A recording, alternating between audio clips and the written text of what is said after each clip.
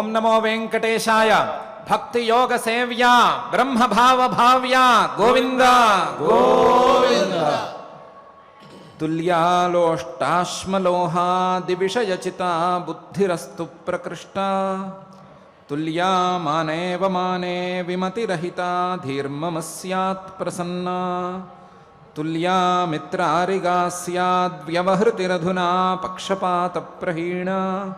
తుల్యా గౌణీ ప్రవృత్తి సకల విషయగా బ్రహ్మభావావసాన అని అఖిలాండకోటి బ్రహ్మాండ నాయకుడు దేవదేవుడు శ్రీ వెంకటేశ్వర స్వామివారికి భక్తిగా విన్నవించుకుంటూ శ్రీకృష్ణ పరమాత్మ అనుగ్రహించిన శ్రీమద్భగవద్గీత గ్రంథం యొక్క అధ్యయన కార్యక్రమాన్ని ఈ శుభ సాయంకాల వేళ మనం ప్రారంభించుకుందాము. ప్రారంభంలో ఆచార్యులు వారితో కలిసి ప్రార్థనా శ్లోకాలను సంకల్పవాక్యాలను చదువుకుని ఈ కార్యక్రమానికి శుభారంభం చేసుకుందాము. ఓం నమో వెంకటేశాయ. శ్రీ గురు ప్రార్థన. గురుర్బ్రహ్మ గురుర్విష్ణు గురుర్దేవో మహేశ్వరః.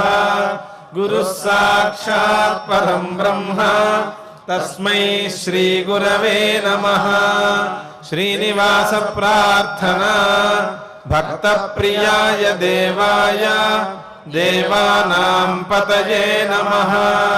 ప్రణతార్తి వినాశాయ శ్రీనివాసాయ తే నమః. అథ సంకల్పః శ్రీమత్ ఆదివరాహ క్షేత్రే విరాజమానస్య అఖిలాండకోటి బ్రహ్మాండ నాయకస్య శ్రీ పద్మావతి జానేః భగవతః శ్రీ వెంకటేశ్వర స్వామినః దివ్య సన్నిధౌ భగవతః శ్రీకృష్ణ పరమాత్మనః అనుగ్రహేణ అస్మాకం సర్వేషాం శారీరస్య మానసస్య చ బలస్య సిద్ధ్యర్థం సమస్తానాం అసాధ్య వ్యాధీనాం నివారణార్థం సర్వయజ్ఞ ఫలప్రాప్త్యర్థం సర్వాసాం సంపదాం ప్రాప్త్యర్థం విద్యార్థినాం బుద్ధిశక్తి వృద్ధి ద్వారా పరీక్షాసు ఉత్తీర్ణతా సిద్ధ్యర్థం అధికారిణాం స్వస్వ విధి నిర్వహణ కౌశల సిద్ధ్యర్థం సమస్త పాపక్షయార్థం శ్రీ పరమేశ్వర ప్రీత్యర్థం యథాశక్తి శ్రీమద్భగవద్గీతాయాః చతుర్దశాధ్యాయాంతర్గత శ్లోకపారాయణం కరిష్యామహే. శ్రీగీతా ప్రార్థనా. సర్వోపనిషదో గావో దోగ్ధా గోపాలనందనః. పార్థో వత్సః సుధీర్భోక్తా దుగ్ధం గీతామృతం మహత్. శ్రీకృష్ణ ప్రార్థనా. వివేకధైర్య భక్త్యాదిరహితస్య నిరంతరం విరుద్ధకరణాసక్తేః శ్రీకృష్ణ శరణం మమ. శ్రీ వేదవ్యాస ప్రార్థనా.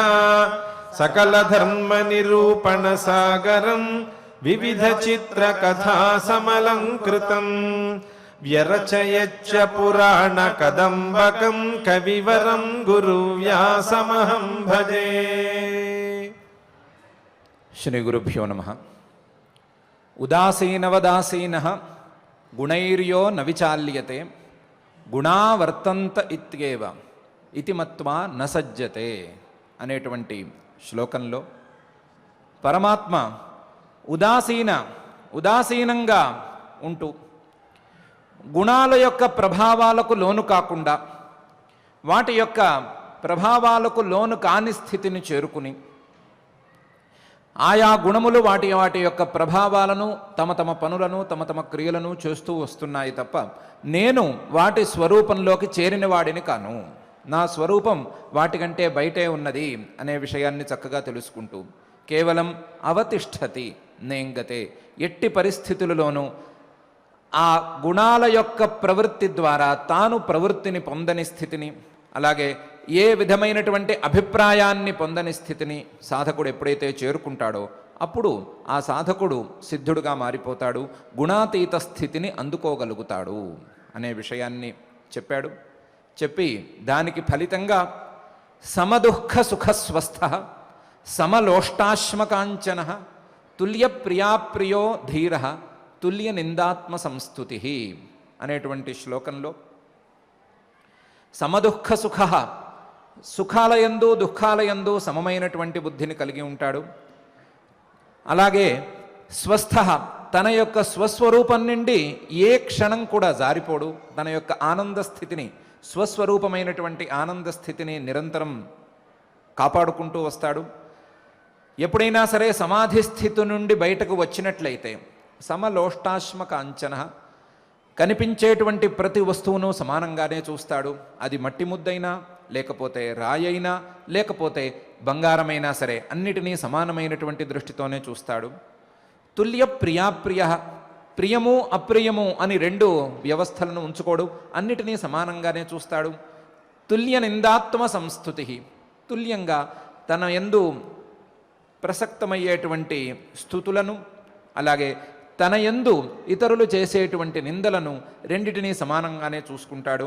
వీటన్నిటికీ ధైర్యాన్ని ఆయుధంగా వాడుకుంటాడు. ధీర తుల్య నిందాత్మ సంస్థుతి అని గుణాతీత స్థితిని చేరుకున్న వారి యొక్క ఆచారాలను, ఆచరణా విధానాలను చెప్పాడు. గుణాతీత స్థితికి చేరుకోవలసిన వారు, లేదా గుణాతీత స్థితిని చేరుకోవాలి అని కోరుకునేవారు, వారు అనుసరించదగినటువంటి విధానాలను చెప్పాడు. చెప్పి ఆ వ్యవస్థలో చివరి శ్లోకంగా మానవమానయోస్తుల్య తుల్యో మిత్రారి పక్షయో సర్వారంభ పరిత్యాగి గుణాతీత స ఉచ్యతే అని గుణాతీత స్థితిని చేరుకున్న వారి యొక్క ఆచరణా విధానము, అలాగే గుణాతీత స్థితిని చేరుకోవలసిన వారి యొక్క ఆచరణా విధానము రెండింటినీ చెప్తున్నాడు. మానవమానయోస్తుల్య, మానం గౌరవం అందినప్పుడు కానీ, అపమానం అవమానం దొరికినప్పుడు కానీ రెండిటి యందు సమమైనటువంటి బుద్ధిని, సమమైనటువంటి వ్యవహార శైలిని కలిగి ఉంటాడు. మానాపమానయోస్తుల్య లేదా మానవమానయోస్తుల్య. తుల్యో మిత్రారిపక్షయో, ఒకడు మిత్రుడని కానీ మరొకడు శత్రువని కానీ ఏ విధమైనటువంటి భావనను ఉంచుకోడు. మిత్రపక్షమైనా సరే శత్రుపక్షమైనా సరే సమానం అనేటువంటి భావనలోనే ఉంటాడు. ఎవరిని మిత్రుడుగానో లేదా శత్రువుగానో భావించడు. కేవలం అందరినీ సమమైనటువంటి పరమాత్మ దృష్టితోనే చూస్తాడు. తుల్యో మిత్రారి పక్షయో సర్వారంభ పరిత్యాగి, తనలో ఉండేటువంటి ప్రవృత్తులన్నిటినీ, తనకు మంచి చేసుకోవాలి అనేటువంటి ప్రవృత్తులు, లేదా తన శరీరానికి హాని కలిగించే వాటిని ఆపుకోవాలి అనేటువంటి ప్రవృత్తులు, వీటన్నిటినీ కూడా అన్నిటినీ పూర్తిగా నిలిపివేస్తాడు. కేవలం తన శరీర సంరక్షణకు, శరీరాన్ని నిలిపి ఉంచుకోవటానికి ఎంత కావాలో అంత మేరకు క్రియలను మాత్రమే చేస్తూ ఉంటాడు. సర్వారంభ పరిత్యాగి గుణాతీత స ఉచ్యతే. అటువంటి వాడు గుణాతీత అని చెప్పబడుతున్నాడు. గుణాతీత స్థితిని చేరుకున్న వాడి యొక్క ఆచరణా విధానం ఇలా ఉంటుంది. గుణాతీత స్థితిని గోరుతున్నటువంటి వారి ఆచరణా విధానం ఇలా ఉండాలి. ఎలా ఉండాలి అంటే మానాపమానయోస్తుల్య అన్నట్లు ఉండాలి. మానం గౌరవంలోనూ, అపమానం అవమానంలోనూ, రెండిటిలోనూ తుల్యమైనటువంటి సమానమైనటువంటి ప్రతిపత్తి ఉండాలి. మానం గౌరవం దొరికినప్పుడు పొంగిపోరాదు, అవమానం జరిగినప్పుడు తగ్గిపోరాదు లేదా కృంగిపోరాదు. తుల్యో మిత్రారి పక్షయో, ఏ వ్యక్తిని చూసినా ఇతను నా శత్రువని కానీ ఇతను నా మిత్రుడని కానీ భావించడానికి వీలు లేదు. ఆ మిత్రుడని భావించి వారి పక్షాన్ని చేరడానికి వీలు లేదు. శత్రువు అని భావించి వారి పక్షం నుండి బయటికి వచ్చేద్దాము అని అనుకోవడానికి వీలు లేదు. అందరినీ సమమైనటువంటి బుద్ధితోనే చూసుకోవాలి. తన దృష్టితో చూసుకున్నప్పుడు మిత్రుడు శత్రువు అనే ఇద్దరు వ్యవస్థలలో ఉండరాదు. ఎవరైనా మేం మీకు మిత్రులం అన్నా సరే వారిని సమంగానే చూసుకోవాలి. ఎవరైనా మేం మీకు శత్రువులం అన్నా సరే వారి యందు కూడా అదే సమానమైనటువంటి భావనను కలిగి ఉండాలి. తుర్యో మిత్రారి పక్షయో, ఎవరి పక్షానికి పక్షపాత ధోరణికి పోరాదు. పక్షపాత ధోరణిని పూర్తిగా విడిచిపెట్టుకుని అందరినీ సమానంగా చూసేటువంటి స్థితిని తెచ్చుకోవాలి. తుల్యో మిత్రారి పక్షయో సర్వారంభ పరిత్యాగి, శరీరాన్ని నిలిపి ఉంచుకునేటువంటి క్రియల కంటే పై స్థాయి క్రియలు ఏటి చోటికి పోకూడదు. శరీరాన్ని నిలిపి ఉంచుకోవడానికి ఎంతవరకు అవసరమో, వీటి ప్రాణాలు బయటికి పోకుండా ఎంత ప్రయత్నం చేసుకోవాలి అంతవరకు ప్రయత్నం మాత్రమే చేసుకోవాలి తప్ప పై స్థాయి ప్రయత్నాలు చేసుకోకూడదు. శరీరాన్ని పోషించుకోవటానికో లేదా శరీరాన్ని కొంచెం అందంగా తయారు చేసుకోవటానికో ఇలాంటి ప్రవృత్తులు ఏమీ పనికిరాదు. సర్వారంభ పరిత్యాగి, తన కోసం కానీ ఇతరుల కోసం కానీ ఎవరి కోసం కూడా పనులు చేయలేని పరిస్థితికి రావాలి. అలాంటి వాడు గుణాతీత స్థితిని చేరుకోగలడు. గుణాతీత స్థితిని చేరుకున్న వాడి యొక్క ఆచరణా విధానం ఇది. గుణాతీత స్థితిని చేరుకోదలచిన వారి యొక్క ఆచరణా విధానం కూడా ఇదే అని పరమాత్మ అంటున్నాడు. ఇలాంటి స్థితికి ఎవరైనా వెళ్ళగలరా? ఎవరైనా ఇలాంటి స్థితిని సాధించగలరా? అవమానానికి మానానికి సమానమైనటువంటి ప్రతిపత్తి ఎవరి విషయంలోనైనా ఉంటుందా? లేదా శత్రువులు మిత్రులు, అపకారం చేసేవారు ఉపకారం చేసేవారు అని ఇద్దరు ఉన్నప్పుడు ఇద్దరి విషయంలోనూ సమానంగానే వ్యవహరించటం అనేది అయ్యే పనేనా? సర్వారంభ పరిత్యాగి, ఎట్టి పరిస్థితుల్లోనూ ఏ క్రియకి లోను కాకుండా ఉండటం అనేది సాధ్యమయ్యే పనేనా అని మనకేమైనా సందేహం కలిగితే కలగవచ్చు. కానీ మాండవ్య మహర్షి గారి ఉదాహరణ గనక మనసులో ఉంచుకుంటే ఈ సందేహాలన్నీ పూర్తిగా పటాపంచలైపోతాయి. మాండవ్య మహర్షి గారు చాలా పేరు పొందినటువంటి మహర్షి గారు. తర్వాత కాలంలో ఆయనకి బ్రహ్మర్షి అనే పేరు కూడా వచ్చింది. ఆయన భూమి మీద ఉండేటువంటి క్షేత్రాలన్నిటినీ ఒకసారి దర్శనం చేసేసుకున్నాడు. అన్నిటినీ ఒకసారి చూసుకొచ్చాడు. అన్ని క్షేత్రాలను సేవించాడు. సేవించి ఇక మీద కదలకూడదు, కదలకుండా ఒకే చోట స్థిరంగా తపస్సు చేసుకోవాలి అని నిర్ణయం తీసుకున్నాడు. కదలకూడదు అంటే ఏమిటి అని ఆయనలో ఆయనే ఆలోచించుకున్నాడు. ఆలోచించుకుని కదలకపోవటం అంటే శరీరం కదలకపోవటం కాదు, మనస్సు కూడా కదలకపోవటం, మనస్సు కూడా చెదరకపోవటం. అట్లాంటి స్థితిని పొందేందుకు నేను తపస్సు చేసుకోవాలి. శరీరాన్ని మనస్సును దేన్ని కదల్చకుండా నేను స్థిరంగా ఒకచోట ఉండి తపస్సు చేసుకోవాలి అని అనుకుని ఒకచోట ఆశ్రమం ఏర్పరచుకున్నారు. ఆశ్రమం బయట కుటీరంలో కూడా ఉండకుండా బయటే ఒక చెట్టు కింద నిలబడి చేతులు పైకెత్తి ఆయన మానాన ఆయన తపస్సు చేసుకుంటున్నారు. చేతులు పైకెత్తి ఉన్నారు. ఎక్కడా కదలటం లేదు, మనసులో కదలిక లేదు, శరీరంలోనూ కదలిక లేదు. అదొక వీరాసనమనో ఏదో అంటారు, ఉత్థిత వీరాసనమనో అంటారు. ఆ ఉత్థిత వీరాసనంలో నుంచుని తపస్సు చేసుకుంటున్నారు. ఈ లోపల రాజుగారి ఇంట్లో దొంగతనం జరిగింది. దొంగతనం జరిగితే ఆ దొంగలు ఆ దొంగిలించిన సొమ్ముని ఎత్తుకొచ్చి పరిగెత్తుతున్నారు. దొంగిలించారు, దాన్ని లోప్త్రం అని అలా అనాలట. దొంగిలించిన సొమ్ముని లోప్త్రం అని అలా అనాలట. ఆ లోప్త్రం అనేటువంటి సొమ్ముని పరిగెత్తుకుంటూ వాళ్ళు తెస్తున్నారు. తెస్తూ ఈ ఆశ్రమం దరిదాపులకు వచ్చారు. ఆశ్రమం దరిదాపులకు వచ్చినప్పుడు ఈయన నుంచునున్నారు. నుంచున్నప్పుడు వీళ్ళందరూ ఆయన్ని ప్రార్థించారు. దొంగలు, అయ్యా మేము మీ దగ్గరకు వచ్చాము, వెనకాల రాజభటులు మమ్మల్ని తరుముతూ వస్తున్నారు, మీరు మాకు రక్షణని కల్పించవలసింది అని ప్రార్థించారు. ఈయన మౌనంగా ఉన్నాడు, కదలకుండా ఉండాలి అని నిర్ణయం తీసుకున్నాడు. అవును అని చెప్పలేదు, కాదు అని కూడా చెప్పలేదు. మౌనంగా ఉండిపోయాడు, సైలెంట్గా ఉండిపోయాడు. ఆయన మానాన ఆయన ఏదో జపం చేసుకుంటున్నాడు. వీళ్ళు దొంగలు మౌనం అర్ధాంగీకారం అని అనుకున్నారో లేదా మౌనంగా ఉండే మహర్షి మనల్ని ఏం చేయడు అనుకున్నాడో ఈ సొమ్మును తీసుకుని ఈయన కుటీరంలోకి వెళ్ళి కూర్చున్నారు. కుటీరం ఖాళీగా ఉంది. ఈయనేమో బయటకు వచ్చి తపస్సు చేసుకుంటున్నారు కాబట్టి కుటీరం ఖాళీగా ఉంది. కుటీరంలోకి వెళ్ళి సొమ్ముతో సహా కూర్చున్నారు. ఈ లోపల రాజభటులు వచ్చారు. రాజభటులు వచ్చి ఇటువైపు దొంగలు ఏమైనా పరిగెత్తుకుంటూ వెళ్ళారా, దొంగిలించిన సొమ్మును ఎత్తుకుని ఇటువైపు ఏమైనా వెళ్ళారా, మీరేమైనా చూశారా, ఎటువైపు వెళ్ళారో చెప్తే మేము వాళ్ళని తొందరగా పట్టుకుంటాము అని అడిగారు. వాళ్ళకి కూడా ఈయన మౌనమే సమాధానంగా చెప్పారు. ఏమీ విశేషంగా చెప్పలేదు, ఏమి కనీసం సైగలు కూడా చేయలేదు. దాన్ని కాష్ఠ మౌనం అని అంటారు. ఆ కాష్ఠ మౌనంలో ఉన్నారు ఆయన. మనసులోనూ సమాధానం చెప్దామనే సంకల్పం లేదు, సైగలు లేవు, మాటలు లేవు, ఏమీ లేవు. రాజభటులు కాసేపు చూశారు. చూసి మహర్షులు అనేవాళ్ళు ఇలాగే ఉంటారు, మాట్లాడరు, మనమే కాస్త వెతుకుదాము అని చుట్టుపక్కల వెతకడం మొదలుపెట్టారు. మొదలుపెట్టి ఒక్కసారి సోదా చేయడం మొదలుపెట్టిన తర్వాత మునిగారి కుటీరం మాత్రం ఎందుకు వదలాలి అనుకున్నారు. కుటీరం లోపలికి వెళ్ళి చూశారు. చూస్తే లోపల దొంగలున్నారు, సొమ్ము కూడా ఉంది. దాంతో రాజభటులకు కోపం వచ్చింది. కోపం వచ్చి, నీ ముందే వాళ్ళు లోపలికి సొమ్ము తీసుకువెళ్ళారు, నీ ముందే దాక్కున్నారు, నీ కుటీరంలోనే దాక్కున్నారు, మాకు నువ్వు చెప్పలేదు.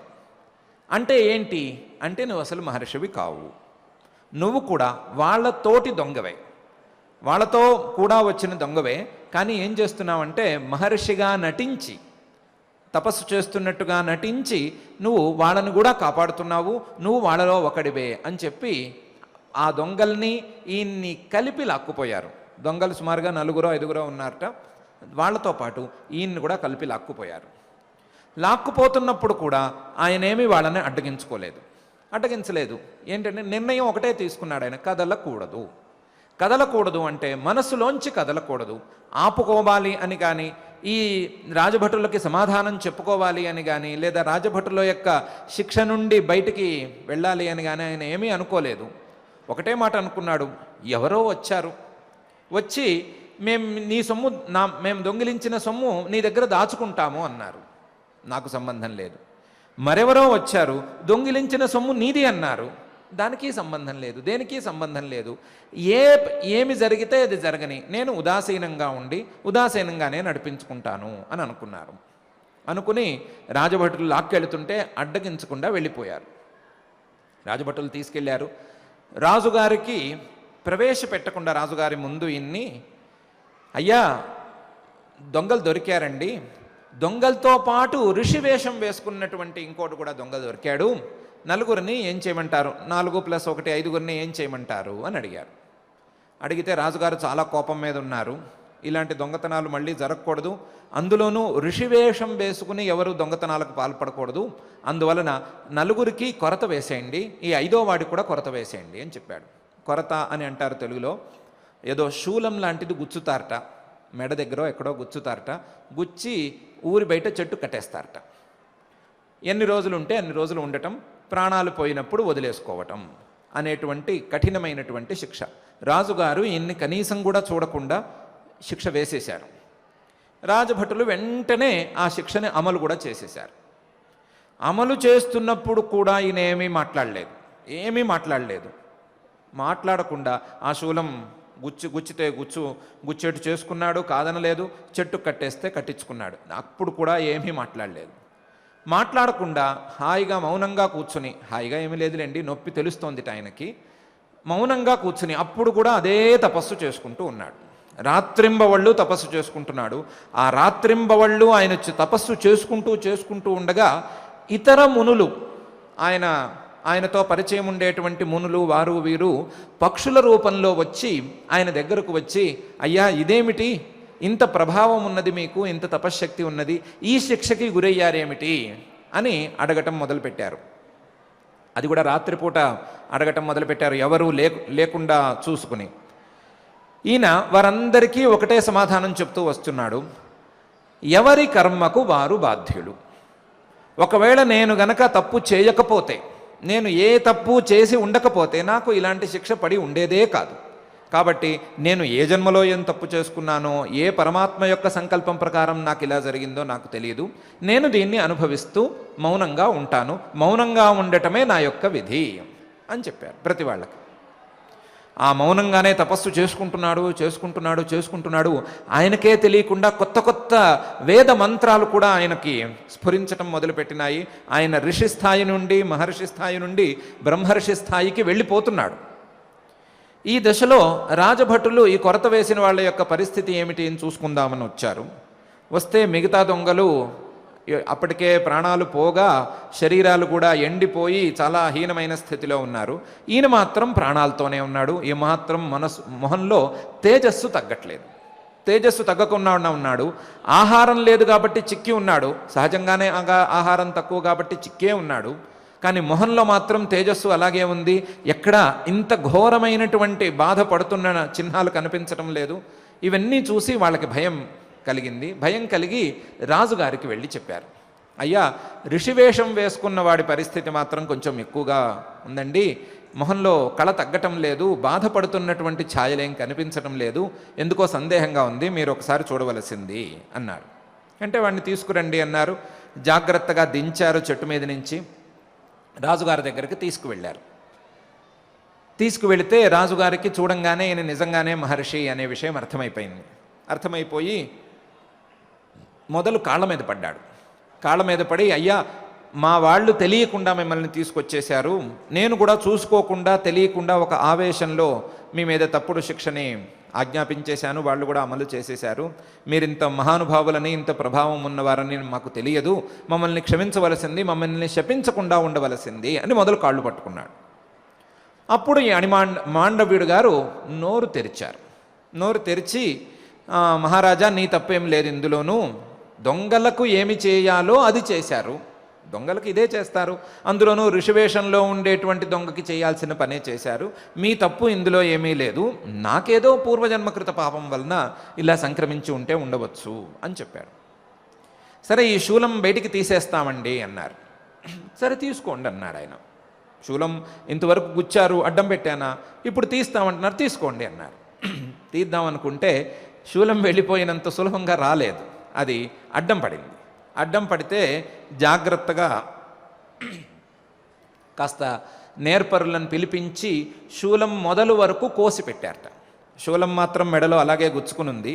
శూలం మొదలు వరకు మరీ పొడుగ్గా ఉండకుండా కోసి ఆ ములికి మాత్రం అలాగే ఉండేటట్టు ఉంచేసేసి వదిలేశారట. ఆ ములికిని తీయలేము, తీయటానికి గనక ప్రయత్నం చేస్తే ప్రాణాలే పోయే ప్రమాదం ఉంది, అందువలన ఆ ములికిని మాత్రం అలాగే ఉంచేస్తున్నాము అని చెప్పి వదిలేశారట. ఆ శూలాగ్రభాగం లేదా ములికి అలాగే ఉండటం వలన ఆయనకి అణిమాండవ్యుడు అని పేరు వచ్చింది. ఆ ములికితోనే తిరుగుతూ ఉన్నాడు ఆయన, ఆ ములికితోనే తిరుగుతూ ఉన్నాడు. ఎవ్వరి మీద ఏ విధమైనటువంటి రాగద్వేషాలు లేకుండా, ఏ కోపము లేకుండా సమానమైనటువంటి భావనతో తిరుగుతూ ఉన్నాడు. ఎంతవరకు తిరుగుతున్నాడు అంటే, ఇంతవరకు అయితే ఇంతకుముందు తపస్సు మొదలు పెట్టకముందు భూమి మీద ఉండేటువంటి క్షేత్రాలన్నిటినీ తిరిగి దర్శనం చేసుకున్నాడు అనుకున్నాం కదా. ఇప్పుడు ఆ స్థాయి దాటి లోకాలన్నీ తిరిగే స్థాయిని పొందేశాడు. అన్ని లోకాలు తిరిగి చూడటం మొదలుపెట్టాడు. అన్ని లోకాలు తిరుగుతున్నాడు, అన్ని లోకాల్లో అందరితోనూ మాట్లాడుతున్నాడు, కొత్త కొత్త విషయాలు ఏ ఏ లోకంలో ఎలా ఉంది అని తెలుసుకుంటున్నాడు. లోపల సాధనను మాత్రం చక్కగా చేసుకుంటున్నాడు. ఆయనకి అణిమాండవ్యుడని, అణిమాండవ్యుడు బ్రహ్మర్షి అని మంచి పేరు వచ్చింది. ఈ మహానుభావుడి గురించి మనం ఇంతవరకు ప్రస్తావన చేసుకున్నది ఎందుకు అంటే, మనకి కావలసినటువంటి విషయం పరిపూర్ణంగా ఈయనలో ఉంది. మానవ మానయోస్తుల్య. ఆయన్ని రాజుగారు తర్వాత గౌరవించినప్పుడు కానీ, అంతకుముందు దండించినప్పుడు కానీ, అవమానించినప్పుడు కానీ, రాజభటులు అవమానించినప్పుడు కానీ ఏ విధమైనటువంటి వికారానికి ఆయన లోను కాలేదు. తుల్యో మిత్రారి పక్షయోహం. దొంగలు వచ్చి అయ్యా అన్నప్పుడు కానీ వారి పక్షాన చేరలేదు, రాజభటులు వచ్చి అయ్యా అన్నప్పుడు వారి పక్షాన చేరలేదు, రాజుగారు వచ్చి కాళ్ళ మీద పట్టప్పుడు ఆయన పక్షాన చేరలేదు, ఎవరి పక్షాన ఆయన చేరలేదు. సర్వారంభ పరిత్యాగి.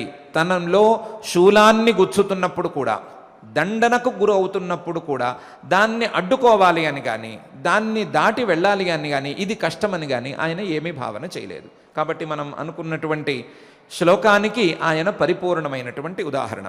సర్వారంభ పరిత్యాగి. అందువలన ఆయన గుణాతీత స్థితికి తప్పకుండా చేరుకోగలిగినటువంటి యోగ్యుడే. అందువలనే ఆయన్ని బ్రహ్మర్షి అని అన్నారు. కాకపోతే ఈయన చరిత్రలో పై భాగంలో మనకు కావాల్సిన అంశం చిన్నది ఉంది. అందువలన శ్లోకాన్ని దాటినా సరే మనం చరిత్రలో ఆ భాగాన్ని కూడా చూసుకుందాం. ఈయన లోకాలు తిరుగుతూ తిరుగుతూ తిరుగుతూ ఉన్నాడు. ఒకరోజు యమలోకానికి వెళ్ళాడు లోక సంచారంలో భాగంగా. అంతవరకు చాలా శాంతంగా ఉన్నవాడికి, ఈ మహానుభావుడికి యమధర్మరాజు గారిని చూడంగానే కొంచెంగా కోపం వచ్చింది. కోపం అని మన భాషలో వచ్చింది. కొంచెం గట్టిగా గద్దించి యమధర్మరాజు గారిని ఓ ప్రశ్న వేశాడు. నా మెడలో శూలం కనిపిస్తోంది కదా, ఇంత పెద్ద శిక్ష వేశావు కదా నాకు, నువ్వే కదా పాపులకి శిక్ష వేసేటువంటి అధికారంలో ఉన్నవాడివి, ఇంత పెద్ద శిక్ష వేశావు కదా, ఇంత పెద్ద శిక్ష వేయటానికి నేను ఏం తప్పు చేశానో చెప్పు అన్నాడు. యముడు కాస్త భయపడుతూనే ఉన్నాడు. వచ్చింది మాండవ్య మహర్షి గారు, అందులో అణిమాండవ్యుడు కొంచెం కోపంగా మాట్లాడుతున్నాడు అని భయపడుతున్నాడు. భయపడుతూనే, అయ్యా మీరు చిన్నప్పుడు ఒక తప్పు చేశారండి, దానికి ఫలితం ఇదండి అన్నాడు.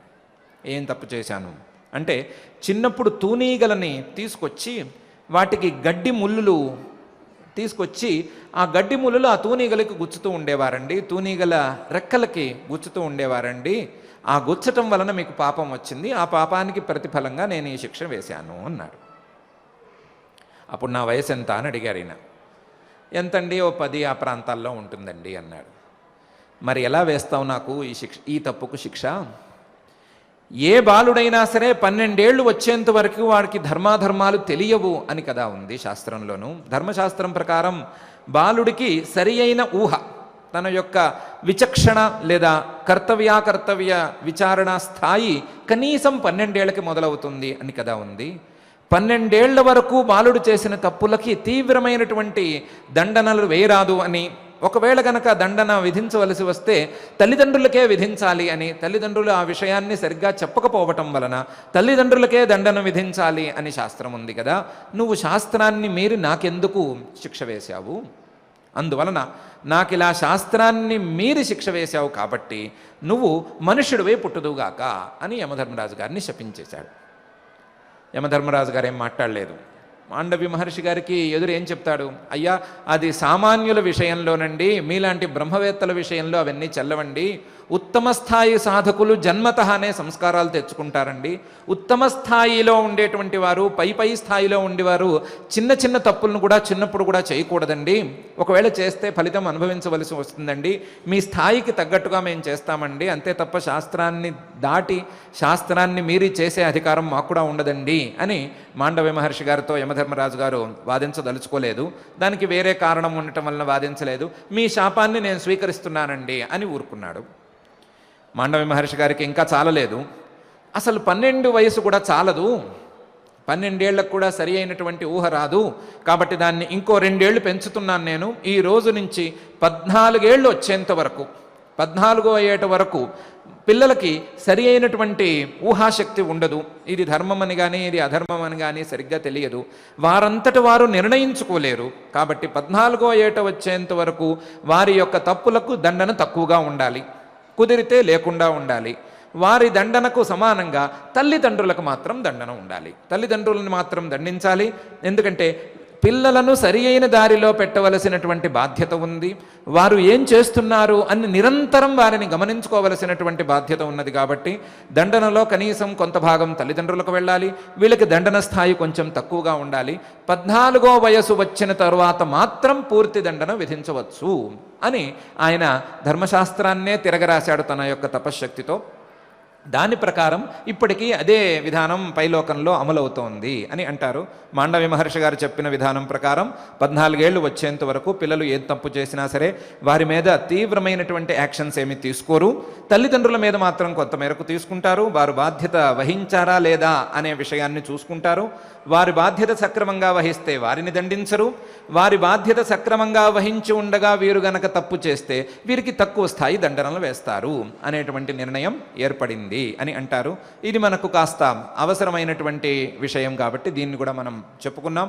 ఇలా మాండవ్య మహర్షి గారు తన యొక్క సాధన ద్వారా, తన యొక్క ఉదాసీన స్థితి ద్వారా వీటన్నిటినీ సాధించి గుణాతీత స్థితికి చేరుకున్నారు అనే విషయం మనకు అవగతమవుతోంది.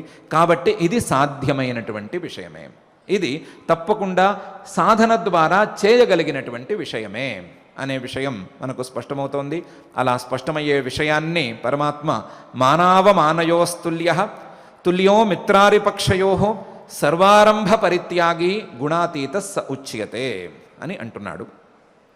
అంటూ మాంచయో వ్యభిచారేణ భక్తియోగేన సేవతే సగుణాన్ సమతీత్యైతాన్ బ్రహ్మభూయాయ కల్పతే అని అంటున్నాడు. పరమాత్మను అర్జునుడు 3 ప్రశ్నలు వేశాడు అని అనుకున్నాం కదా. ఎలా ఈ గుణాలను దాటి వెళ్ళినవాడు ఏ లక్షణాలను కలిగి ఉంటాడు అని మొదటి ప్రశ్న వేశాడు. ఏ రకంగా ఆ గుణాతీత స్థితిని చేరుకున్న వాడి యొక్క ఆచరణా విధానం ఉంటుంది అనేది 2వ ప్రశ్న వేశాడు. కథంచైతాన్ 3 గుణాన్ అతివర్తతే అని 3వ ప్రశ్న వేశాడు. ఈ 3 గుణాలను ఎలా దాటుతాడు అని 3వ ప్రశ్న వేశాడు. ఆ 3వ ప్రశ్నకు సమాధానంగా పరమాత్మ ఈ శ్లోకంలో ఇలా అంటున్నాడు. మాంచ యహ అవ్యభిచారేణ భక్తియోగేన సేవతే. నన్ను యహ అవ్యభిచారేణ భక్తియోగేన సేవతే. ఏమాత్రం చెక్కు చెదరని, ఏమాత్రం కదలిక లేని స్థిరమైనటువంటి భక్తియోగంతో, భక్తిని యోగంగా మార్చుకున్నటువంటి స్థాయి సాధనతో నన్ను ఎవరైతే సేవిస్తూ ఉంటారో మాంచయ అవ్యభిచారేణ భక్తియోగేన సేవతే సహా అటువంటి సాధకుడు గుణాన్ సమతీత్యైతాన్ గుణములను సత్వము రజస్సు తమస్సు అనేటువంటి 3 గుణలను ఏతాన్ సమతీత్య దాటి బ్రహ్మభూయాయ కల్పతే బ్రహ్మభావాన్ని పొందటానికి సమర్థుడవుతాడు, బ్రహ్మభావాన్ని పొందటానికి అర్హుడవుతాడు అని అంటున్నాడు. అన్నిటికంటే ముఖ్యమైనటువంటి ఉపాయం గుణాతీత స్థితిని చేరుకోవటానికి కావలసినటువంటి ఉపాయం ఒకటే ఉంది. అది పరమాత్మను భక్తి యోగంతో సేవించుకోవటం, పరమాత్మ మీద నిరతిశయమైనటువంటి భక్తిని కలిగి ఉండటం, పరమాత్మ మీద అవ్యభిచరితమైనటువంటి భక్తిని కలిగి ఉండటం, ఏమాత్రం కదలిక లేని దాటిపోని పరమాత్మను దాటిపోని విషయాల జోలికి ప్రవేశించని భక్తిని, పరమాత్మ మీద పరిపూర్ణమైనటువంటి ప్రీతిని కలిగి ఉండటం, పరమాత్మ మీద పరిపూర్ణమైనటువంటి ప్రీతిని కలిగి ఉండటం లాంటి భక్తి యోగంతో గనక పరమాత్మను సేవించగలిగితే ఈ గుణాతీత స్థితిని సాధకుడు తప్పకుండా చేరుకోగలడు అని పరమాత్మ ఈ శ్లోకంలో స్పష్టంగానే అంటున్నాడు. అవ్యభిచరితమైనటువంటి భక్తి అనే అంశాన్ని గురించి 12వ అధ్యాయంలో చాలా చక్కగానే పరమాత్మ చెప్పాడు. 13వ అధ్యాయంలో కూడా దీని యొక్క ఉల్లేఖాన్ని తీసుకొచ్చాడు. ఈ అధ్యాయంలో కూడా అవ్యభిచరితమైనటువంటి భక్తి, పరమాత్మను దాటిపోని భక్తి, పరమాత్మ కాక మరే వస్తువు మీద ఉంచుకోనటువంటి ప్రీతి, ఆ ప్రీతి రూపమైనటువంటి భక్తితో పరమాత్మను గనక సేవించుకోగలిగినట్లయితే పరమాత్మ ఆ గుణాతీత స్థితికి సాధకుడు తప్పకుండా వెళతాడు అనే విషయాన్ని చెప్తున్నాడు. మనం కొన్ని రోజులుగా చెప్పుకుంటూ వస్తున్నట్లుగా సప్త యోగ భూమికలలో 7 యోగ భూమికలలో 4 యోగ భూమికలను పరమాత్మ ఉదాసీనవదాసీన అలాగే సమదుఃఖ సుఖ స్వస్థ అనే శ్లోకాల వరకు చెప్పాడు. 3వ యోగ భూమిక అయినటువంటి నిదిధ్యాసన రూపమైనటువంటి యోగ భూమికను మానవమానయోస్తుల్య అనే శ్లోకంలో చెప్పాడు. 2వ యోగ భూమిక అయినటువంటి విచారణ అనేటువంటి యోగ భూమికను ఈ శ్లోకంలో మాంచ యహ అవ్యభిచారేణ భక్తియోగేన సేవతే అనేటువంటి శ్లోకంలో చెప్తున్నాడు. పరమాత్మనే నిరంతరం విచారించుకుంటూ పరమాత్మ స్వరూపాన్ని పొందేందుకు కావలసినటువంటి విచారణను చేసుకుంటూ పరమాత్మ స్వరూపాన్ని ఉపనిషద్వాక్యాల ద్వారా ఎలా అర్థం చేసుకోవాలి అనే విషయం మీద ఇటు శ్రవణాన్ని అటు మననాన్ని విడవకుండా చేసుకుంటూ వస్తున్నట్లయితే గనక సగుణాన్ సమతీత్యైతాన్ బ్రహ్మభూయాయ కల్పతే ఈ గుణాతీత స్థితిని చేరుకుని బ్రహ్మభావాన్ని పరబ్రహ్మతో ఐక్యాన్ని తప్పకుండా పొందగలుగుతాడు అనే విషయం కూడా పరమాత్మ ఈ శ్లోకంలో చెప్తున్నాడు. ఈ శ్లోకంలో చెప్తున్నటువంటి భక్తిని పరమాత్మ చాలా ప్రధానంగా భావిస్తున్నాడు. భక్తి అనేది చాలా ప్రధానమైనటువంటి భావన అని పరమాత్మ భావిస్తున్నాడు. ఎందుకంటే మానవులు పరమాత్మ మీద తప్ప ఇతర వస్తువుల మీద ప్రీతిని పెంచుకుని ఆ వస్తువుల మీద ప్రీతి ద్వారా ఆ వస్తువుల మీద రాగద్వేషాలను పెంచుకుని ఆ రాగద్వేషాల ద్వారా ఆ వస్తువుల మీద ప్రవృత్తిని పెంచుకుని ప్రవృత్తికి తగ్గ ఫలితాన్నే అనుభవిస్తున్నారు. వస్తువులు కానీ వాటి మీద ప్రీతి కానీ రాగద్వేషాలు కానీ లేదా ప్రవృత్తి కానీ దాని ఫలితం కానీ అన్నీ గుణాలకు సంబంధించినటువంటి వ్యవహారమే అనే విషయాన్ని గుర్తించలేకుండా ఉన్నారు. ప్రీతిని బయట వస్తువులకు పంచేస్తున్నారు, ఆత్మస్వరూపానికి మాత్రం ప్రీతిని మిగల్చకుండా ఉన్నారు. కానీ ప్రీతిని మొత్తం తీసుకువచ్చి గనక పరమాత్మ స్వరూపం మీద నిలబెట్టగలిగితే, పరమాత్మ స్వరూపం మీద నుంచి ప్రీతిని బెసిగిపోకుండా చూసుకోగలిగితే, అవ్యభిచరితమైనటువంటి భక్తిని సాధించుకోగలిగితే ఈ గుణాతీత స్థితి తప్పకుండా వస్తుంది. ఈ గుణాల ద్వారా వచ్చేటువంటి ఏ ఫలితాలు లేదా ఏ దుష్ఫలితాలు ఆ మానవుడిని అంటనే అంటవు, సాధకుడు తప్పకుండా సిద్ధుడవుతాడు అని పరమాత్మ స్పష్టమైన అభిప్రాయంతో ఉన్నాడు. ఆ అభిప్రాయంతోనే ఈ శ్లోకంలో మాంచ యహ అవ్యభిచారేణ భక్తియోగేన సేవతే సగుణాన్ సమతీత్యైతాన్ బ్రహ్మభూయాయ కల్పతే అని అంటున్నాడు. మహాభారతంలో విదురుడు అనే పాత్ర మనకు చక్కగానే తెలుసు కదా. ధృతరాష్ట్ర మహారాజు గారికి తమ్ముడు వరుస అవుతాడు. ఆయనకి మంత్రిగా ఉన్నాడు. మంత్రి అంటే ఆయన మంత్రి ఆలోచన చెప్తాడు, కానీ చెప్పిన ఆలోచన ధృతరాష్ట్ర మహారాజు గారు పాటించడు అనే విషయం మనకి బాగా తెలిసిన వ్యవహారమే కదా. ఆ విదురుడు తర్వాత అంటే ఈ మహాభారత యుద్ధం ఇదంతా అయిపోయి ధర్మరాజు గారు రాజ్యం చేయటం అయిపోయి శ్రీకృష్ణ నిర్యాణం కూడా జరిగిపోయిన తరువాత కూడా జీవించే ఉన్నాడు. ఆయన అప్పుడు తీర్థయాత్రలు చేయటం మొదలుపెట్టాడు. తీర్థయాత్రలు చేస్తూ వస్తున్నాడు. తీర్థయాత్రల్లో ఎంతోమంది మహనీయులను కలుస్తున్నాడు. ఇంతకీ విదురుడు అంటే ఎవరు అని కూడా అనుకోవాలి మనము. విదురుడు అంటే ఎవరో కాదు, వెనకాల కథలో చెప్పుకున్నటువంటి యమధర్మరాజు గారు.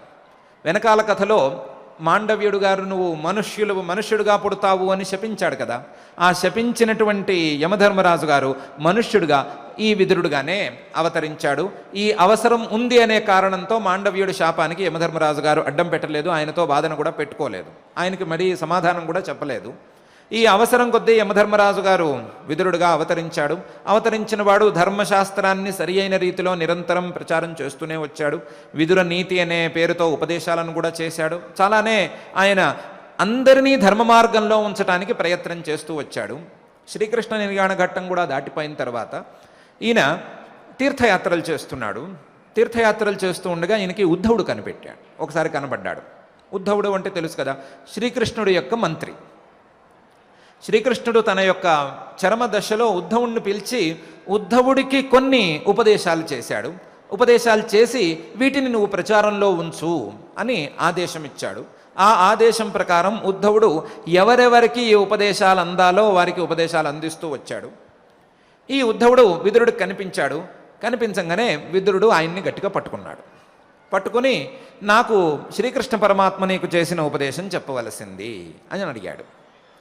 అడిగితే ఉద్ధవుడు నేను నీకు చెప్పనన్నాడు. నీకు చెప్పమని నాకు పరమాత్మ చెప్పలేదు, నాలాగే మైత్రేయ మహర్షి గారికి కూడా చెప్పాడు. మైత్రేయ మహర్షి గారు కూడా ఉపదేశాలు చేశాడు. నీకు మైత్రేయ మహర్షి గారు ఉపదేశం చేయాలి అని పరమాత్మ అభిప్రాయపడుతున్నట్టుగా నాకు అనిపిస్తోంది. అందువల్ల నువ్వు మైత్రేయ మహర్షి గారు ఎక్కడున్నాడో వెతుక్కుని ఆయన దగ్గరకు వెళ్ళు, నేను మాత్రం నీకు చెప్పను అన్నాడు. ఈయన మైత్రేయ మహర్షి గారి దగ్గరికి వెళ్ళాడు. ఆయన్ని వెతికాడు, పట్టుకున్నాడు. పట్టుకుని ఆయన్ని అయ్యా నాకు ఉపదేశం చేయవలసింది అని ప్రార్థించాడు. అంతవరకు మైత్రేయ మహర్షి గారు మౌనంలో ఉన్నట్ట. ఈయన్ని చూస్తే మాత్రం మాట్లాడడానికి తయారయ్యాడు, సిద్ధమయ్యాడు. నీకు ఉపదేశం చేయటం అనేది నా యొక్క కర్తవ్యం, ఎందుకంటే నాకు పరమాత్మ చెప్పినప్పుడే విదురుడు వస్తాడు నీ దగ్గరికి, విదురుడికి నీవు ఉపదేశాన్ని అందించవలసింది అని చెప్పాడు, అందువల్ల నీకు చెప్తున్నాను అని ఉపదేశం చేశాడు. విదురుడు తక్కువవాడు కాడు. విదురుడు సామాన్యమైనటువంటి జ్ఞాని కాదు, దాదాపు బ్రహ్మజ్ఞానులతో సమానమైనటువంటి జ్ఞాని. సాక్షాత్తుగా సనత్సుజాతుల వారితో డైరెక్ట్ లింక్ పెట్టుకోగలిగినటువంటి వాడు. ఎంతోమంది మహర్షుల యొక్క ఉపదేశాన్ని వినేసినవాడు. విని దాన్ని మనసులో స్థిరం చేసుకున్నవాడు. కానీ కొత్త విషయాలను వినాలి, లేదా ఇదే విషయాన్ని పరమాత్మ గురించినటువంటి ప్రస్తావనను కొత్త కొత్త విధానాలతో వినాలి, నిరంతరం అదే శ్రవణంలో మునిగిపోవాలి, నిరంతరం అదే విచారణలో ఉండాలి అనేటువంటి ప్రవృత్తి కలిగినవాడు. అందువలన నువ్వు నాకు చెప్పు అని మైత్రేయ మహర్షి గారిని కోరాడు. మైత్రేయ మహర్షి గారు కూడా విదురుడి మీద చాలా శ్రద్ధగా చాలా విషయాలను చెప్పారు. ఆయన చాలా విషయాలు, అసలు ఈ సృష్టి ఎలా ఏర్పడుతుంది, సృష్టి ఏర్పడిన తర్వాత లోకాలు ఎలా ఏర్పడతాయి, వాటిని ఎలా పాలిస్తారు, కాలం యొక్క గణన ఏ రకంగా ఉంటుంది, ఎవరెవరు ఏ ఏ పదవుల్లో ఉంటారు, సృష్టిలో ఎక్కడెక్కడ ఏమేం గందరగోళాలు చెలరేగుతాయి, సృష్టిని ఎలా అర్థం చేసుకోవాలి, ఏ విధంగా ఉండాలి అని రకరకాల ఉపదేశాలు చేశారు. చేసి దానికి సారంగా ఒక మాట అన్నాడు ఆయన. ఇవన్నీ కాదయ్యా, పరమాత్మ మీద భక్తిని ఉంచుకోవాలి, పరమాత్మ మీద భక్తితో నిరంతరం ఆయన గురించిన ఆలోచనలే ఉంచుకోవాలి, వేరే ఆలోచనలన్నిటినీ కట్టిపెట్టాలి. ఇదే మనం ఈ సంసారం నుండి బయటపడటానికి మార్గం, ఇది తప్ప మరొక మార్గం లేదు. ఈ విషయాన్ని నువ్వు అర్థం చేసుకుని దానికి తగ్గట్టుగా వ్యవహరించుకో అని చెప్పాడు. హరిచరణారవిందయుగుళార్చన సన్నుతి భక్తియోగములు నిరతముగల్గువారు భవ నీరజగర్భుల కందరాని భాసుర పదమందు చేరుదురు. సూర్యజనస్తవనీయ ఎట్టి సత్పురుషుల పూర్వజన్మ ఫలమున్ గణుతింప దరంబే ఏరికిన్ అని ప్రత్యేకించి అన్నాడు భాగవతంలోని పద్యమిది. హరిచరణారవిందయుగుళార్చన సన్నుతి భక్తియోగము నిరతము గలుగువారు. హరిచరణారవిందముల మీదే నిరంతరం భక్తిని పెంచుకుని ఆ భక్తిని భక్తియోగంగా మార్చుకుని భక్తియోగాన్ని నిరంతరం మనసులో ఉంచుకునేటువంటి వారు శివుడు అలాగే బ్రహ్మ వీరికంటే పై స్థాయి అయినటువంటి ఫలితాలను తప్పకుండా పొందుతారు. అలాంటి వారి యొక్క జన్మాంతర సంస్కారాలు కానీ, అలాంటి వారు పూర్వజన్మలలో చేసుకున్నటువంటి పుణ్యకర్మల యొక్క పరిపాకాన్ని గణించటం కానీ ఎవరి వల్ల అయ్యే పని కాదు. ఎన్నో జన్మలు ప్రయత్నం చేసుకుంటే ఇలాంటి భక్తి యోగం అనేది అమరుతుంది. అటువంటి భక్తి యోగం కోసమే మానవుడు ప్రయత్నం చేసుకోవాలి. భక్తి యోగంతో నిరంతరం పరమాత్మను స్మరించుకునేటువంటి ప్రయత్నమే మానవుడు చేయాలి. ఇతర ప్రయత్నాలన్నీ కట్టిపెట్టాలి. కట్టిపెట్టినప్పుడు మాత్రమే ఆ పరమాత్మ భావం దక్కుతుంది. ఈ సంసారం అనేటువంటి కష్టాల నుండి విముక్తి లభిస్తుంది అని విదురుడికి మైత్రేయ మహర్షి గారు ఉపదేశం చేశాడు. మైత్రేయ మహర్షి గారి ద్వారా విదురుడికి అందించదలుచుకున్నటువంటి ఉపదేశం కూడా, పరమాత్మ చేయదలుచుకున్నటువంటి ఉపదేశం కూడా ఇదే. మనకు చేస్తున్నటువంటి ఉపదేశం కూడా ఇదే. మాంచ యహ అవ్యభిచారేణ భక్తియోగేన సేవతే సగుణాన్ సమతీత్యైతాన్ బ్రహ్మభూయాయ కల్పతే అని. నన్ను ఎవరైతే ఏమాత్రం కదలిపోని చెదిరిపోని భక్తి యోగంతో నిరంతరం సేవిస్తూ ఉంటారో, నిరంతరం నన్నే మనసులో ఉంచుకుని బాహ్యమైనటువంటి విషయాల మీదకు ప్రీతిని పంచకుండా ఉంటారో, ప్రీతిని అటువైపు వెళ్లకుండా అడ్డుకోగలుగుతారో, అటువంటి వారు తప్పకుండా బ్రహ్మభూయాయ కల్పతే, బ్రహ్మభావాన్ని తప్పకుండా పొందుతారు. గుణాతీత స్థితిని చేరుకుంటారు. గుణాల యొక్క ప్రభావాల నుండి బయటపడతారు అని పరమాత్మ అంటున్నాడు. పరమాత్మ చెప్తున్నట్లుగా మనం పరమాత్మ మీద నిరంతర భక్తి కోసం ఎంతో కొంత ప్రయత్నం అయితే వెంటనే ప్రారంభించుకోవలసే ఉంది. నిరంతరం పరమాత్మ మీద మన మనస్సు లగ్నమయ్యే స్థితిని పొందేంత వరకు ఆ ప్రయత్నాన్ని మనం కొనసాగించుకోవలసిన అవసరం ఉంది. దానితో పాటుగా కాస్త తుల్య భావన, సమస్థితి, పక్షపాతరహితమైనటువంటి ధోరణి, ఇలాంటి అభ్యాసాలను కూడా మనం చేసుకోవలసే ఉంది. సర్వారంభ పరిత్యాగి అనేది ఈ స్థితిలో మనం కనీసం కలలో కూడా ఊహించని స్థితి కాబట్టి దాని గురించి ఎక్కువ బాధపడక్కర్లేదు. క్రమంగా ఈ సమస్థితి ద్వారా ఈ సర్వారంభ పరిత్యాగి అనే స్థితి, సర్వకర్మ సన్యాసము, అట్లాగే అన్నిటినీ విడిచిపెట్టుకోవటం అనేది దానంతటదే మనకు అమరేందుకు అవకాశం ఉంది. వీటితో పాటుగా 14 ఏళ్ల వరకు మాండవ్య మహర్షి గారు అనుమతి ఇచ్చినట్లుగా, 14 అనే మాట పక్కన పెట్టేస్తే ఊహశక్తి సరిగ్గా వచ్చేంత వరకు మానవుడు ధర్మ మార్గంలో ఉన్నాడా లేదా అనే విషయాన్ని పెద్దగా పట్టించుకోరా. నిన్ను ఒకసారి తెలిసిన తర్వాత, ఊహశక్తి సరి అయిన రీతిలో అమరిన తర్వాత, ఊహలు సరిగ్గా పెరిగిన తర్వాత, ఊహ బాగా పెరిగిన తర్వాత ధర్మం ఏమిటి అధర్మం ఏంటి అని తెలిసిన తర్వాత, అధర్మం గనక చేస్తే దానికి శిక్ష లేదా దండన తప్పకుండా పడుతుంది అని, అందువలన మనం ఎట్టి పరిస్థితులలోనూ అధర్మ మార్గంలోకి వెళ్ళిపోకూడదు. తెలిసిన తర్వాత తెలుసుకుని తీరాలి, తెలిసిన తర్వాత అధర్మ మార్గంలోకి వెళ్ళకూడదు అనేటువంటి నిర్ణయాన్ని కలిగి ఉండాలని, అలా అధర్మ మార్గం వైపుకు వెళ్లకుండా ధర్మ మార్గంలోనే నిరంతరం మనస్సు ఉండేటట్లుగా, ఆ మనస్సు క్రమంగా పరమాత్మ మీద ప్రీతి రూపంగాను అలాగే పరమాత్మను చేరే విధంగాను ఉండేటట్లుగా మనం ఎంతో కొంత ప్రయత్నం చేసుకోవలసిన అవసరం ఉంది. మనం చేయవలసినటువంటి ఈ ప్రయత్నాలకి ప్రోత్సాహకరంగా నిలవమని, ప్రారంభించుకున్నటువంటి ప్రయత్నాలు జారిపోకుండా అడ్డుకోమని ఆ అఖిలాండకోటి బ్రహ్మాండ నాయకుడు దేవదేవుడు శ్రీ వెంకటేశ్వర స్వామి వారిని భక్తిగా ప్రార్థించుకుందాం. ఆ ప్రార్థనతో ఈరోజు పారాయణ కార్యక్రమాన్ని ప్రారంభించుకుందాం. అథ శ్రీమద్భగవద్గీతాసు ఉపనిషత్సు బ్రహ్మవిద్యాయాం యోగశాస్త్రే శ్రీకృష్ణార్జున సంవాదే గుణత్రయ విభాగయోగో నామ చతుర్దశోऽధ్యాయః.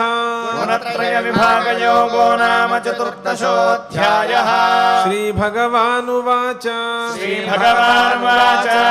పరం భూయః ప్రవక్ష్యామి జ్ఞానానాం జ్ఞానముత్తమం యజ్ఞాత్వా మునయః సర్వే పరాం సిద్ధిమితో గతాః सिद्धिमितो गताः इदं ज्ञानमुपाश्रित्य इदं ज्ञानमुपाश्रित्य मम साधर्म्यमागताः मम साधर्म्यमागताः सर्गेऽपि नोपजायन्ते सर्गेऽपि नोपजायन्ते प्रलये न व्यथन्ति च प्रलयेन व्यथन्ति च मम यो निर्महद्ब्रह्म मम योनिर्महद्ब्रह्म तस्मिन् गर्भं दधाम्यहम् तस्मिन् गर्भं दधाम्यहम् सम्भवः सर्वभूतानां सम्भवः सर्वभूतानां ततो भवति भारत ततो भवति भारत सर्वयोनिषु कौन्तेय सर्वयोनिषु कौन्तेय मूर्तयः सम्भवन्ति याः मूर्तयः सम्भवन्ति याः तासां ब्रह्ममहद्योनिः तासां ब्रह्ममहद्योनिः अहं बीजप्रदः पिता अहं बीजप्रदः पिता सत्वं रजस्तम इति सत्त्वं रजस्तम इति गुणाः प्रकृतिसम्भवाः गुणाः प्रकृतिसम्भवाः निबध्नन्ति महाबाहो निबध्नन्ति महाबाहो देहे देहिनमव्ययम् देहे देहिनमव्ययम् तत्र सत्वं निर्मलत्वात् तत्र सत्त्वं निर्मलत्वात् प्रकाशकमनामयम् प्रकाशकमनामयम् सुखसङ्गेन बध्नाति सुखसङ्गेन बध्नाति ज्ञानसङ्गेन चानघा ज्ञानसङ्गेन च नघ रजोरागात्मकं विद्धि रजोरागात्मकं विद्धि तृष्णासङ्गसमुद्भवम् तृष्णासङ्गसमुद्भवम् तन्निबध्नाति कौन्तेय तन्निबध्नाति कौन्तेय कर्मसङ्गेन देहिनम् कर्मसङ्गेन देहिनम् तमस्त्वज्ञानजं विद्धि तमस्त्वज्ञानजं विद्धि मोहनं सर्वदेहिनां मोहनं सर्वदेहिनाम् प्रमादालस्य निद्राभिः प्रमादालस्य निद्राभिः तन्निबध्नाति भारत तन्निबध्नाति भारत सत्वं सुखे संजयति सत्त्वं सुखे संजयति रजः कर्मणि भारत रजः कर्मणि भारत ज्ञानमावृत्य तु तमः ज्ञानमावृत्य तु तमः प्रमादे संजयत्युत प्रमादे संजयत्युत रजस्तमश्चाभिभूय रजस्तमश्चाभिभूय सत्वं भवति भारत सत्त्वं भवति भारत रजः सत्वं तमश्चैव रजः सत्त्वं तमश्चैव तमः सत्वं रजस्तथा तमः सत्त्वं रजस्तथा सर्वद्वारेषु देहेऽस्मिन् सर्वद्वारेषु देहेऽस्मिन् प्रकाश उपजायते प्रकाश उपजायते ज्ञानं यदा तदा विद्यात् ज्ञानं यदा तदा विद्यात् विवृद्धं सत्वमित्युत विवृद्धं सत्त्वमित्युत लोभः प्रवृत्तिरारम्भः लोभः प्रवृत्तिरारम्भः कर्मणामशमस्पृहा कर्मणामशमस्पृहा रजस्येतानि जायन्ते रजस्येतानि जायन्ते వివృద్ధే భరతర్షభా వివృద్ధే భరతర్షభా అప్రకాశో ప్రవృత్తిశ్చ అప్రకాశో ప్రవృత్తిశ్చ ప్రమాదో మోహ ఏవ చ ప్రమాదో మోహ ఏవ చ తమస్యేతాని జాయంతే తమస్యేతాని జాయంతే వివృద్ధే కురు నందన వివృద్ధే కురు నందన యదా సత్వే ప్రవృద్ధే తు యదా సత్వే ప్రవృద్ధే తు ప్రళయం యాతి దేహభృత్ ప్రళయం యాతి దేహభృత్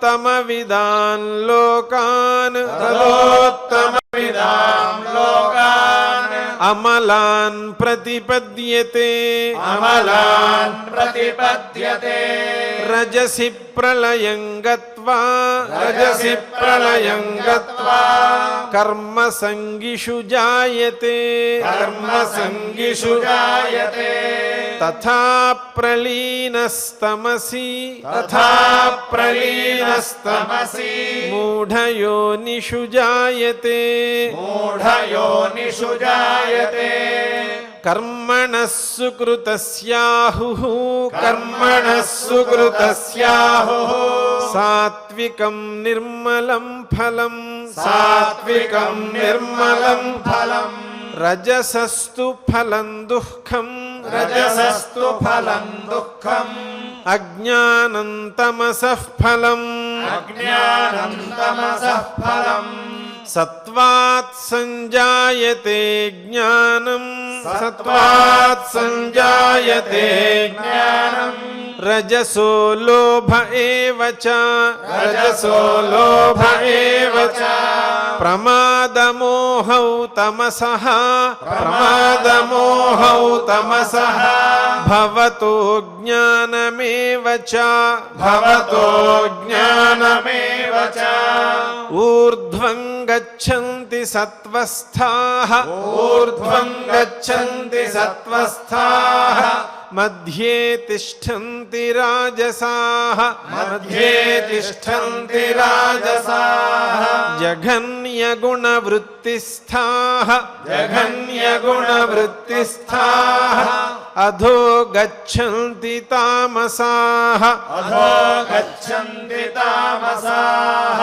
నాన్యం గుణేభ్యః కర్తారం నాన్యం గుణేభ్యః కర్తారం యదా ద్రష్టానుపశ్యతి యదా ద్రష్టానుపశ్యతి గుణేభ్యశ్చ పరం వేత్తి గుణేభ్యశ్చ పరం వేత్తి మద్భావం సోధిగచ్చతి మద్భావం సోధిగచ్చతి గుణానేతానతీత్యత్రీన్ గుణానేతానతీత్యత్రీన్ దేహి దేహ సముద్భవాన్ దేహి దేహ సముద్భవాన్ జన్మ మృత్యుజరా దుఃఖైః జన్మ మృత్యుజరా దుఃఖైః విముక్తో మృతమశ్నుతే విముక్తో మృతమశ్నుతే అర్జున ఉవాచ అర్జున ఉవాచ కైర్లింగై స్త్రీన్ గుణానేతాన్ కైర్లింగై స్త్రీన్ గుణానేతాన్ అతీతో భవతి ప్రభో అతీతో భవతి ప్రభో కిమాచారః కథం చైతాన్ కిమాచారః కథం చైతాన్ త్రీన్ గుణానతివర్తతే త్రీన్ గుణానతివర్తతే శ్రీభగవానువాచ శ్రీభగవానువాచ ప్రకాశం చ ప్రవృత్తిం చ ప్రకాశం చ ప్రవృత్తిం చ మోహమేవ చ పాండవ మోహమేవ చ పాండవ నద్వేష్టి సంప్రవృత్తాని నద్వేష్టి సంప్రవృత్తాని న నివృత్తాని కాంక్షతి న నివృత్తాని కాంక్షతి ఉదాసీనవదాసీనః ఉదాసీనవదాసీనః గుణైర్ గుణైర్యో న విచాల్యతే గుణైర్యో న విచాల్యతే గుణావర్తంత ఇత్యేవ గుణావర్తంత ఇత్యేవ యోవతిష్ఠతి నేంగతే యోవతిష్ఠతి నేంగతే సమదుఃఖ సుఖస్వస్థః సమదుఃఖ సుఖస్వస్థః సమలోష్టాశ్మకాంచనః సమలోష్టాశ్మకాంచనః తుల్యప్రియా ప్రియో ధీరః తుల్యప్రియా ప్రియో ధీరః తుల్యనిందాత్మసంస్తుతిః తుల్యనిందాత్మసంస్తుతిః మానవమానయోస్తుల్యః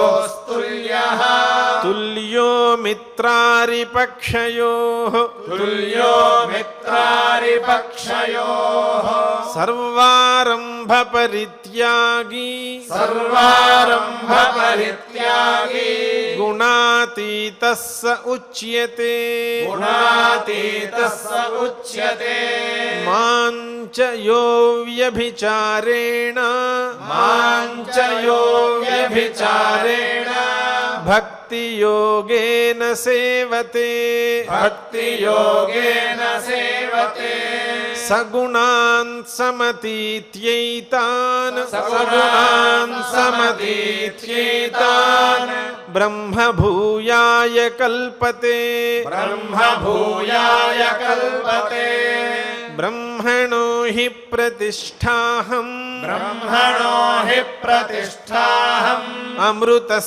అమృతస్యావ్యయస్య చ అమృతస్య వ్యయస్య చ శాశ్వతస్య చ ధర్మస్య శాశ్వతస్య చ ధర్మస్య సుఖస్యైకాంతికస్య చ సుఖస్యైకాంతికస్య చ ఇది శ్రీమద్భగవద్గీతాసు ఇది శ్రీమద్భగవద్గీతాసు ఉపనిషత్సు ఉపనిషత్సు బ్రహ్మ విద్యాయాం బ్రహ్మవిద్యాయాం యోగశాస్త్రే యోగశాస్త్రే శ్రీకృష్ణార్జున సంవాదే శ్రీకృష్ణార్జున సంవాదే గుణత్రయ విభాగ యోగో నామ చతుర్దశోऽధ్యాయః గుణత్రయ విభాగ యోగో నామ చతుర్దశోऽధ్యాయః చతుర్దశాధ్యాయంలో ఉన్న 27 శ్లోకాలను శ్రద్ధగా పారాయణం చేసుకున్నాం.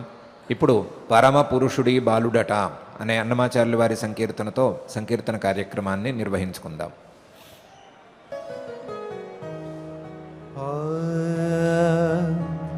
పరమ పురుషుడి బాలుడట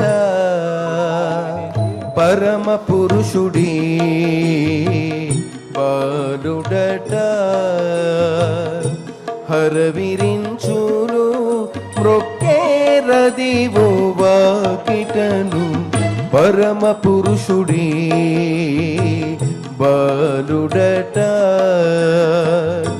హరవిరించులు మ్రొక్కేరదివో వాకిటను పరమ పురుషుడి బాలుడట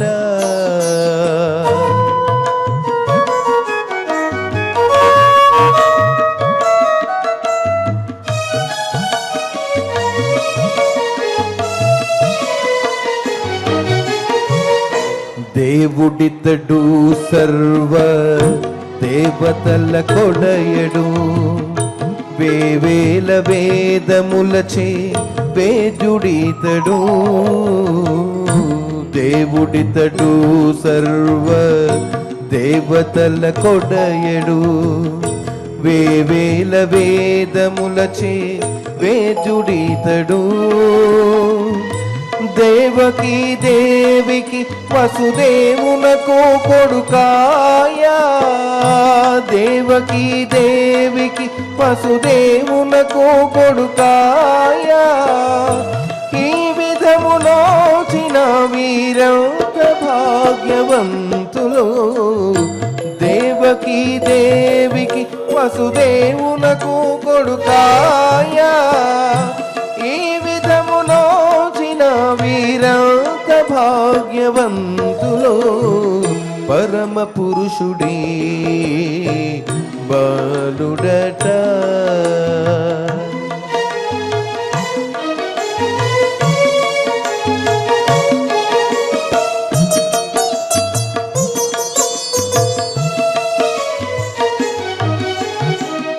అంతట తానున్నవాడు అరయ స్వతంత్రుడు, అంతము ఆదియులేని ఆదిమూర్తి. అంతట తానున్నవాడు హరయ స్వతంత్రుడు, అంతము ఆదియులేని ఆదిమూర్తి. వంతుకు యశోదకు ఔవల నంద గోపునికి, వంతుకు యశోదకు ఔవల నంద గోపునికి దొంతర కొడుకైనాడు తొల్లి వీరే పుణ్యులు. వంతుకు యశోదకు ఔవల నంద గోపునికి దొంతర కొడుకైనాడు తొల్లి వీరే పుణ్యులు. పరమ పురుషుడే బాలుడట.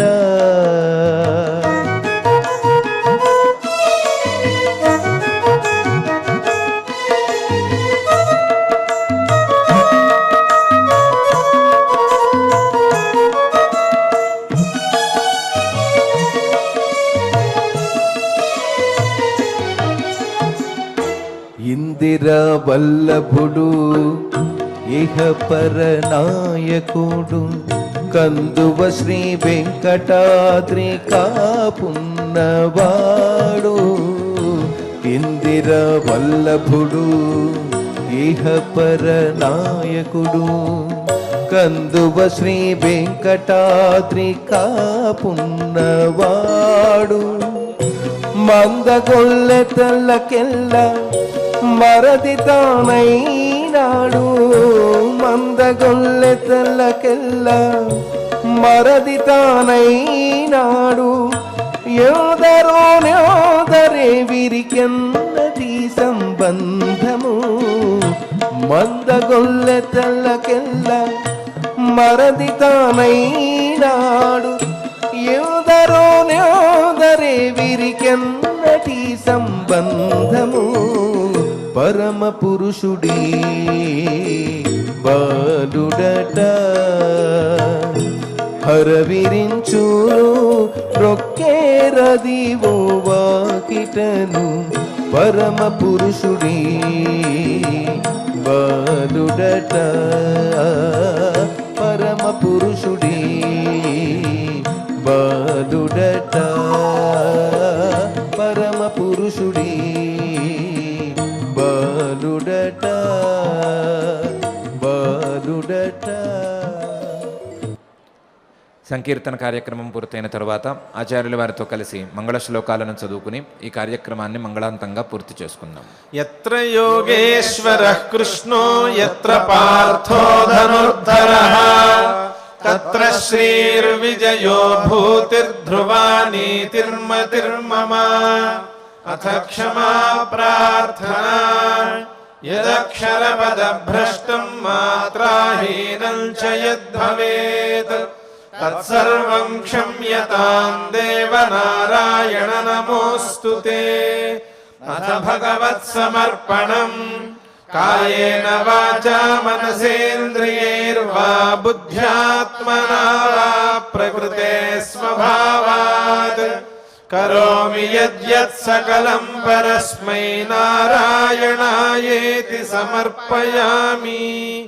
అథ లోకక్షేమ ప్రార్థనా సర్వే భవంతు సుఖినః సర్వే సంతు నిరామయాః సర్వే భద్రాణి పశ్యంతు మా కశ్చిద్ దుఃఖభాగ్ భవేత్.